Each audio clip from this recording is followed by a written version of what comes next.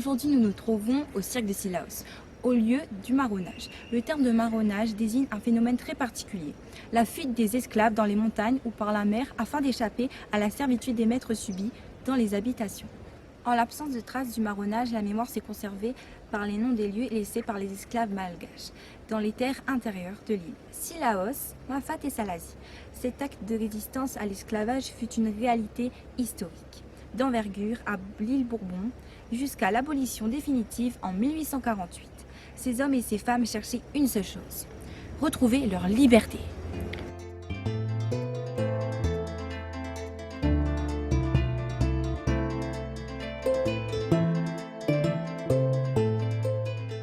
La vallée secrète est le premier site archéologique de marronnage avec galerie.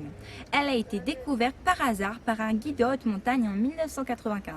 La vallée secrète culmine à 2200 mètres d'altitude dans le cirque de Cilaos. Inconnue des documents d'archives et des traditions orales, la vallée secrète abrite un site exceptionnel. Les vestiges se composent à l'ouest d'une plateforme présentant des ossements de faune et de deux structures bâties.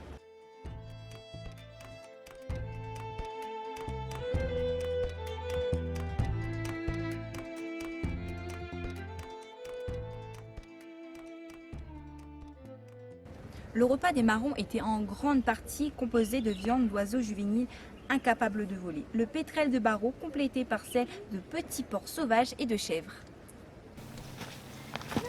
Et sinon, t'as fait quoi hier soir? Non, mais Hier soir, tu t'en souviens l'anniversaire de Lisa là?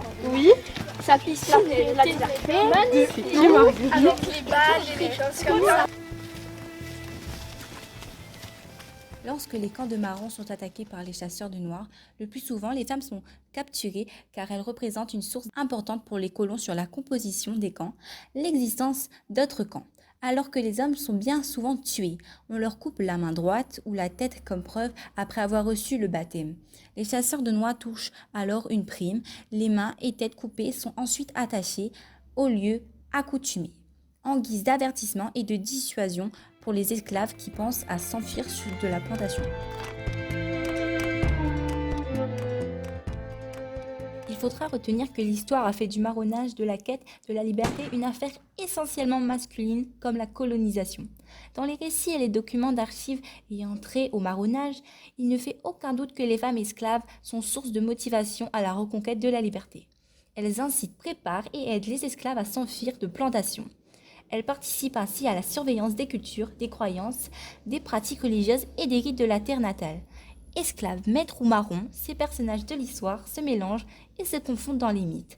Le marronnage est certes une quête pour la liberté, mais aussi et avant tout une véritable histoire d'amour des hommes noirs pour leurs femmes.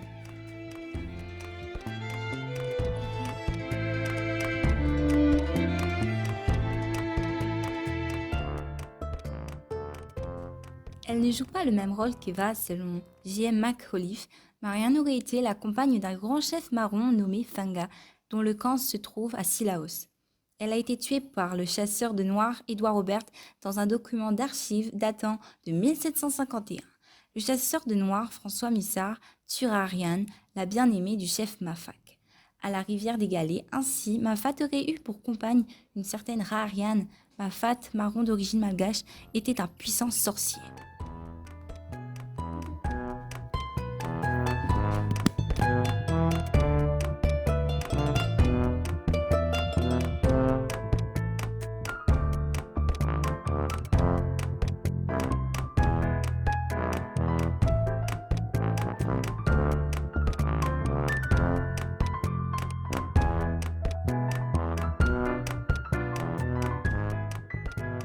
Il y a encore l'obturateur. Il y a encore le minuteur. Le minuteur.